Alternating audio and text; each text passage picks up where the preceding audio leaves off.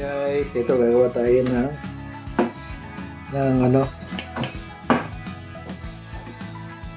rice cooker.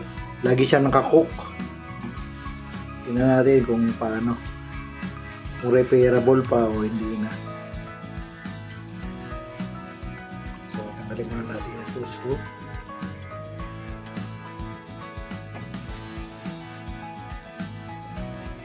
Ano siya?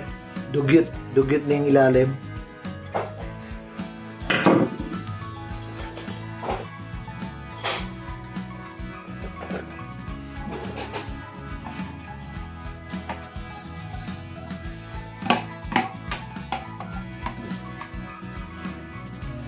Head.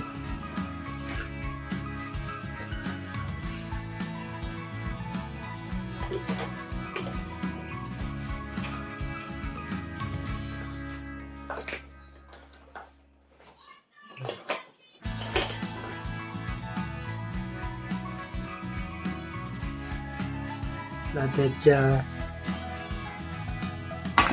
Yun, pambili na. Sabi nila, may na-adjust lang din. Ayun! So, lubog na siya. So, ito, check natin tong micro switch.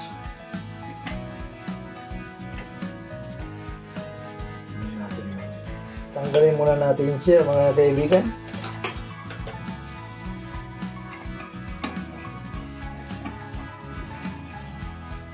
Ito thermostat niya. Ito heater element. Pero mo, matik na kaming bumili nito. Kung hindi ka marunong mag-DIY, wala.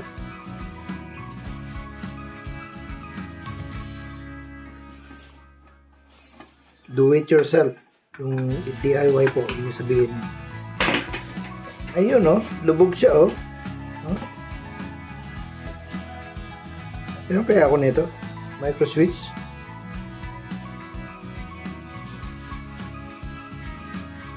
Okay, wait lang ha. Hanap ko lang sa aking fuse box. Ay, sa aking toolbox. So, meron ako. Pause ko lang.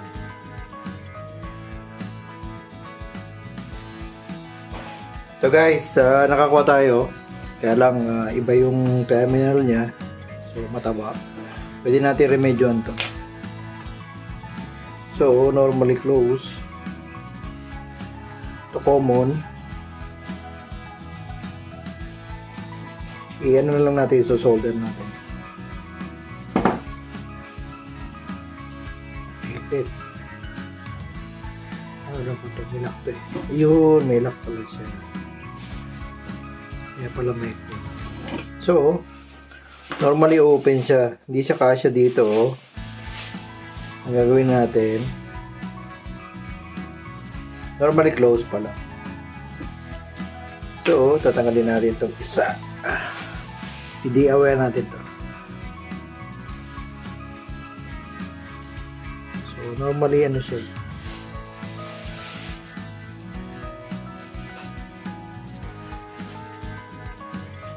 Normally close. So, patuloy natin. Patuloy ito, ganito lang.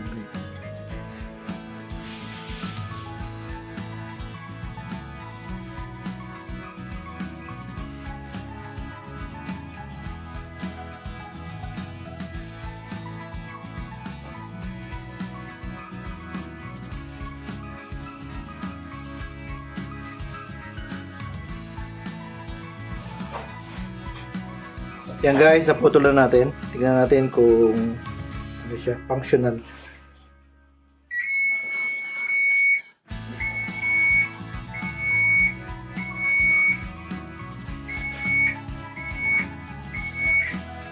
Okay. Sound na siya. So, ang gawin natin, putulin natin to.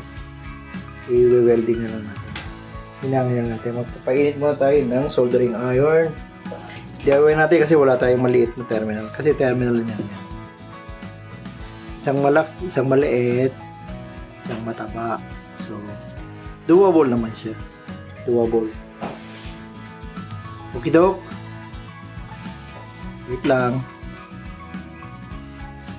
Yan guys. So, tatanggalin na natin to. Dahil useless na to. Tingnan muna natin kung kasya. Kasya siya. So,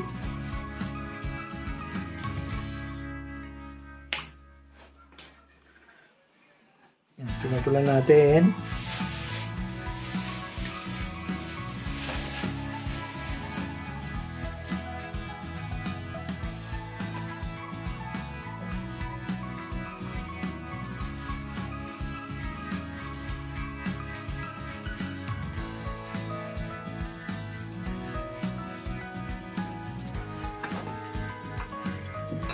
Ayan. Ito yung panginang natin guys.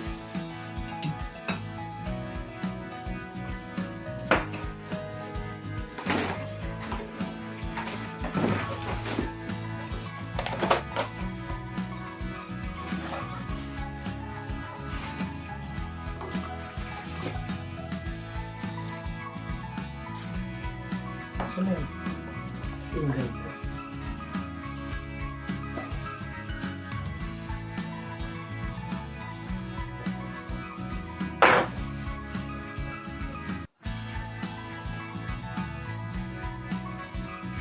Guys, ano muna natin ang flux para madikit. Hindi ko na makita yung isa kong ano. Ay, wala.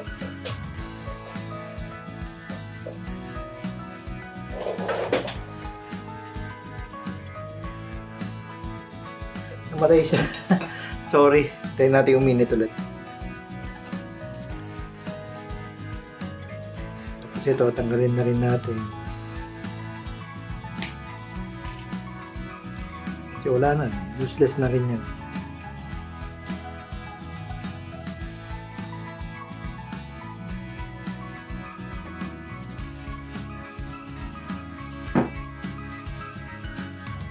Kasi dito, pagka sira na yung ganyan, tinatapo na lang yan dito. Eh, ito, repairable pa rin. Unless, sira itong heater element mo. You have to buy a new one. So, ito yung lalagay natin guys. Tapos lalagay natin siya ng heatsink.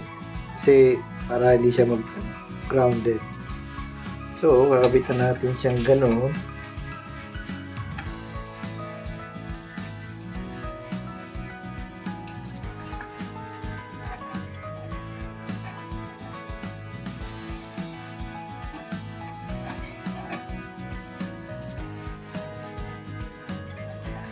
Ayun.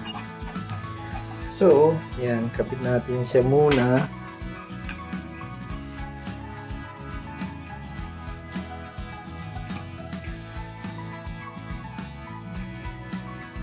Hindi na natin ito. Yun lang yun. For sure yun. So, ito lagyan natin din ng solder paste para madaling makapit.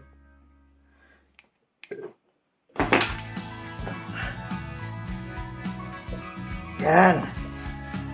Unahin natin ito. Ito. Dip din na natin ng ganun. Solderan natin siya. Natin kung mainit na. Mainit na yung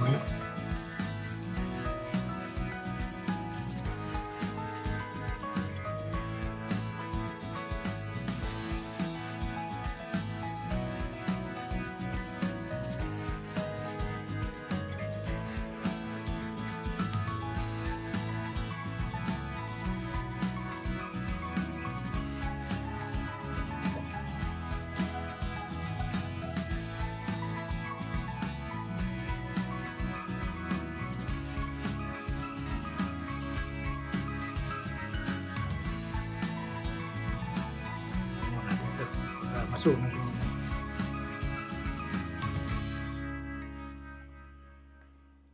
Kailangan mainit guys.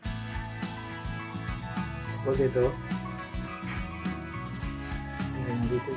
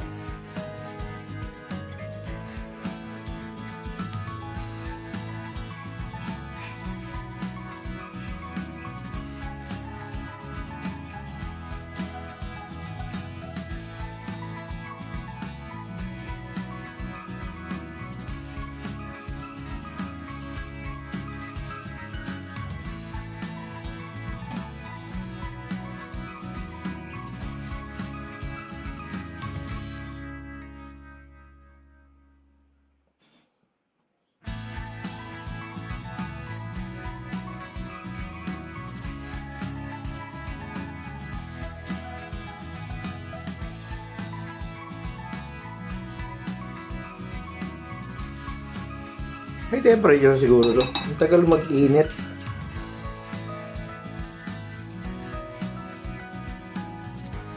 With flux na siya. Okay, Dok. Parehas lang mo siya lalaki. Tapos, lagyan na natin itong ano.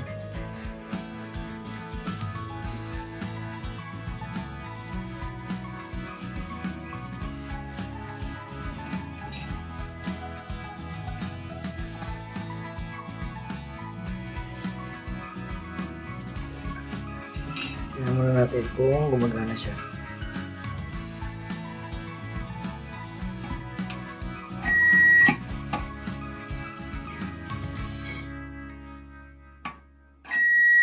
Ayan.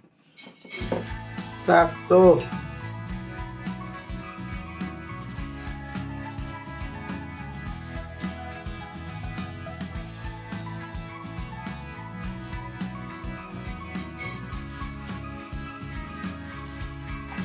Pagka gagawa kayo ito guys, dapat meron din kayong eye protection kasi kung mainit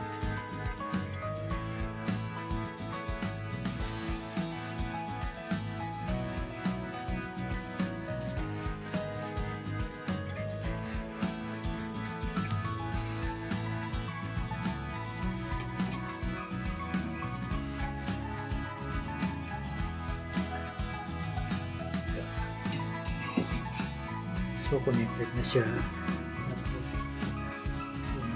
Heatsink.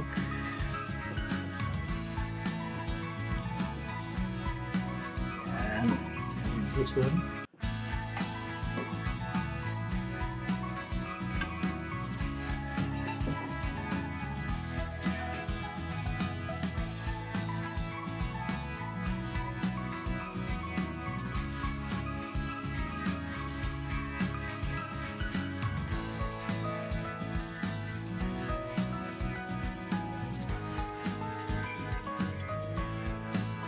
Nahihilaw.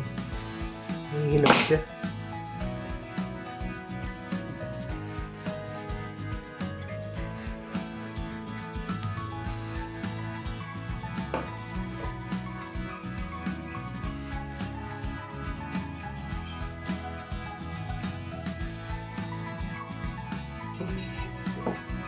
Yun na siya yung solder niya.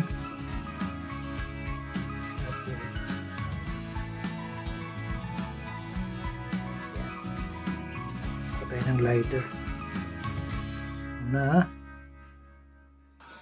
ito ang back guys kasi maluwag to, ano yun natin, wala tayong ano yun,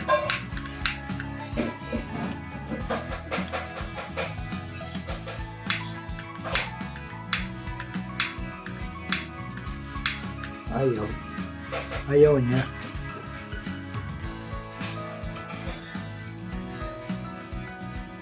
Yun, nakakita tayo ng lighter. Kasi yung heat gun ko nandun pa. Ayan natin. Ouch. Tingnan natin ang aking.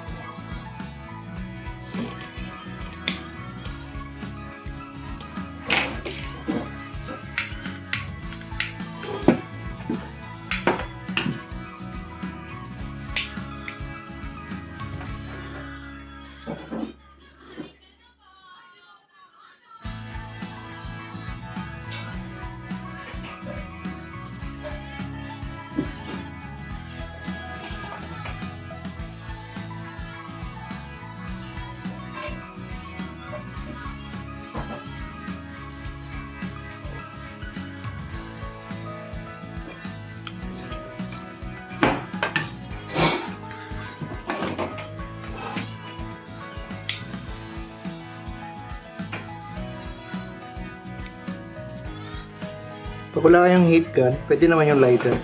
So, yun lang sunugin. Yun lang sunugin yung heatsink.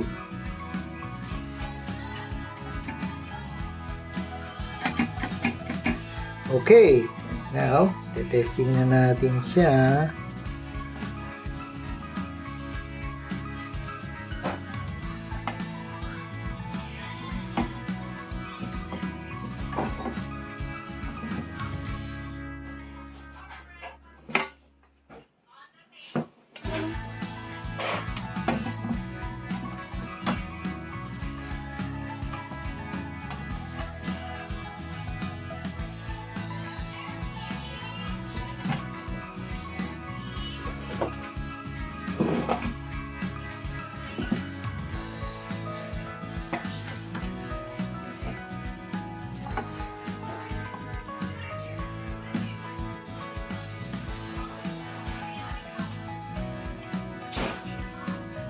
Balik na natin siya. Kasi ito dating laging nakakook.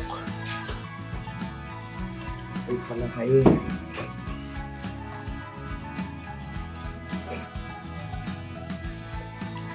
Lagi siyang nakakook. Yan, tingnan natin. Ito siya, guys. Tingnan natin. Aber.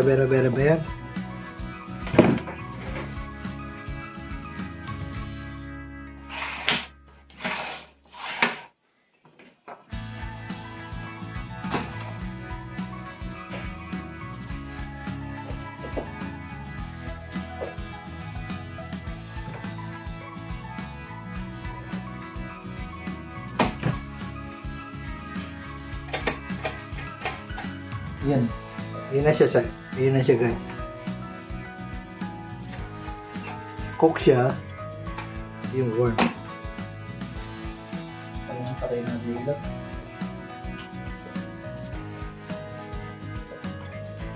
Yun. Kita nyo? Warm siya. Kasi ito yung cook. Oh, ayos. Ilaw ulit.